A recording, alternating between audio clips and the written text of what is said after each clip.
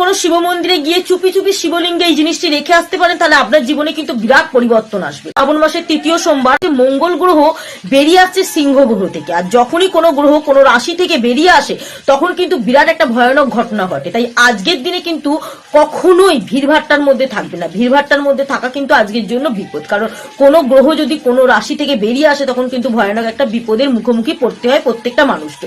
তবে আপনি যদি আজকের দিনে কোনো শিবলিঙ্গে গিয়ে এই দুটি কাজ করতে পারেন, তাহলে আপনার জীবন কিন্তু খুব ভালোভাবে সুন্দরভাবে চলতে থাকবে এবং মহাদেবের আশীর্বাদ কিন্তু আপনি পাবেন। কি করবেন, আপনি একটা পান পাতা নেবেন, তাতে অক্ষত চাল নেবেন, ভিজে চাল নেবেন, তবে অক্ষত চাল নেবেন, তাতে দুটো লবঙ্গ এবং কিছুটা পরিমাণ মধু দিয়ে আপনি শিবলিঙ্গের কাছে রেখে দিয়ে আপনি আপনার মনের ইচ্ছাটা মহাদেবকে জানাবেন। সেই মহাদেব কিন্তু সেই মনের ইচ্ছাটা আপনার পূরণ করবে। তার সাথে আপনি একটা কাজ করবেন, চুপি চুপি করবেন, কেউ যেন না জানে, একটা দেশলাই বাক্স নেবে, সেই দেশলাই বাক্সটা শিবলিঙ্গে গিয়ে রেখে দিয়ে আসবেন। এতে কিন্তু আপনার জীবনের নানা সমস্যা কিন্তু আস্তে আস্তে কাটতে থাকে।